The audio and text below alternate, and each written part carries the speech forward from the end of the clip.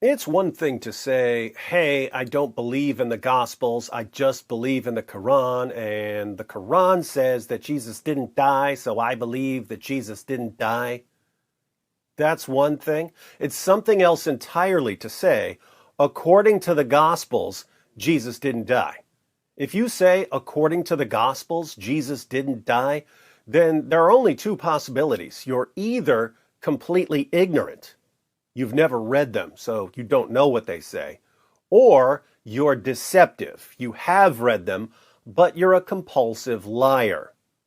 Zakir Naik tells his followers that according to the Gospels, Jesus didn't die.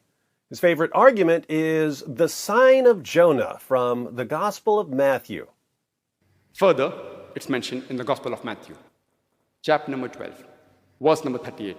The Jews come up to Jesus, peace be upon him, and say, Master, Rabbi, meaning, O Lord, why don't you give us a sign? Sign meaning a miracle. What is the reply he gives? In the next verse, Gospel of Matthew, chapter number 12, verse number 39 and 40, he says, You evil and adulterous generation, seek it thee after a sign? You seek for a miracle? No sign shall be given to you but the sign of Jonah. For as Jonah was 3 days and 3 nights in the belly of the whale, so shall the Son of Man be 3 days and 3 nights in the heart of the earth. The whale takes Jonah 3 days and 3 nights in the ocean, dead or alive? Alive. Fish vomits him out on the seashore. Was he dead or alive? Alive. Alive, alive, alive, alive. When a person is thrown overboard in the raging sea, he ought to die. If he dies, no miracle. If he is alive, it's a miracle. Jesus said, peace be upon him, as Jonah was 3 days and 3 nights, so shall the Son of Man be 3 days and 3 nights. As Jonah was 3 days and 3 nights in the belly of the whale, so shall the Son of Man be 3 days and 3 nights in the heart of the earth. Jonah was alive. For the prophecy to be fulfilled, he should be alive. As I proved in the earlier part of my talk, he was alive. Otherwise, Jesus, peace be upon him, will be a liar. Nauz billah, which we cannot agree. We respect him, we revere him. So for him to fulfill the prophecy, he should be alive. And Jesus, peace be upon him, was alive, as I proved in the earlier part of my talk. So Zakir Naik tells his followers that according to the Gospel of Matthew, Jesus never died. How do we know that Jesus didn't die in the Gospel of Matthew? Because of the sign of Jonah. Jesus said that his generation would be given the sign of Jonah, and Naik argues that Jesus was telling them that he wouldn't die. Naik's followers believe everything he tells them without question, so they agree that Jesus was saying he wasn't going to die, even though they've never read the Gospel of Matthew. But no one who's actually read the Gospel of Matthew would ever, in a million years, conclude that Jesus was somehow saying that he wasn't going to die. Why? Well, let's take a quick look at the Gospel of Matthew. This is Matthew 28, after Jesus' crucifixion and burial. Now, after the Sabbath, toward the dawn of the first day of the week, Mary Magdalene and the other Mary went to see the tomb. And behold, there was a great earthquake, for an angel of the Lord descended from heaven, and came and rolled back the stone and sat on it. His appearance was like lightning, and his clothing white as snow. And for fear of him the guards trembled and became like dead men. But the angel said to the women, Do not be afraid, for I know that you seek Jesus, who was crucified. He is not here, for he has risen, as he said. Come, see the place where he lay. Then go quickly and tell his disciples that he has risen from the dead, and behold, he is going before you to Galilee. There you will see him. See, I have told you. The angel says, He is not here, for he has risen, as he said. Go quickly and tell his disciples that he has risen from the dead. As always, hard to rise from the dead if you haven't been dead. So, an angel just called Zakir Naik a total liar. But notice what the angel says to the women. He is not here, for he has risen, as he said. According to the angel, who says that Jesus rose from the dead, Jesus also said that he would rise from the dead.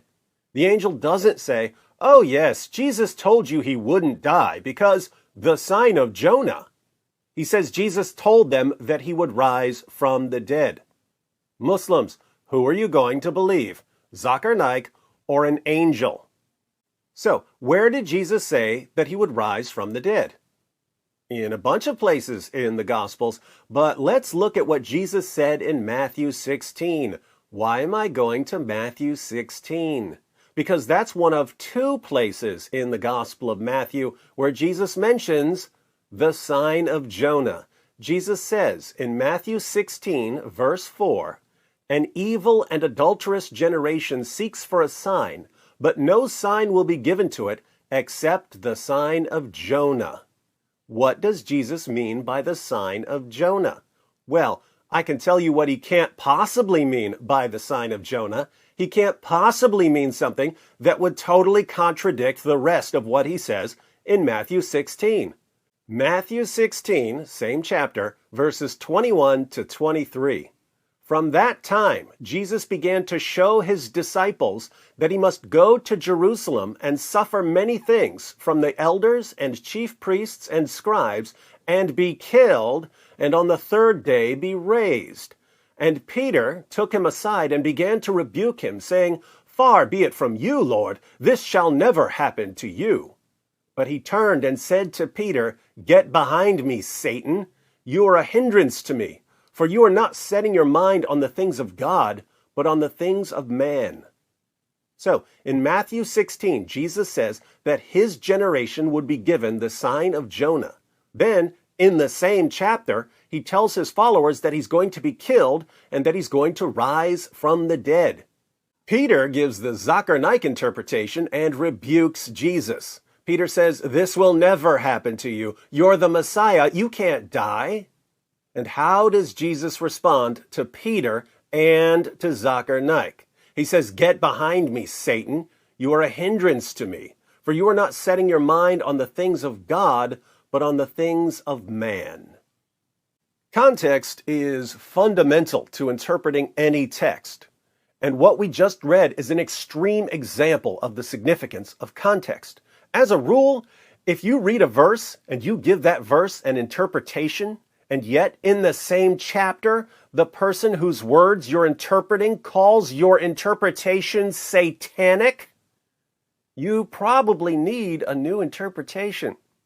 Now, if this were a speaker or an apologist for any other ideology in the world, and he were caught shamelessly twisting the words of Jesus and giving an interpretation that Jesus calls satanic, and contradicting the clear claim of an angel, if this were a speaker or an apologist for any other ideology, and he were caught doing this, he would be ridiculed into obscurity. He'd be shunned. He'd be humiliated. His own followers would say, "This guy is shamelessly lying to us and to everyone else. He can't represent us, or the entire world will think that we idolize liars."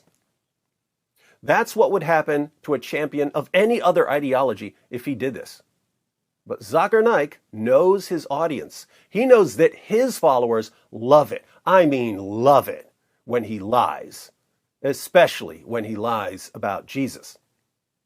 Fortunately, as much damage as Zakir Naik has done to the minds of his followers, he's doing even more damage to his own religion, because he's given us an endless supply of ammunition to expose him.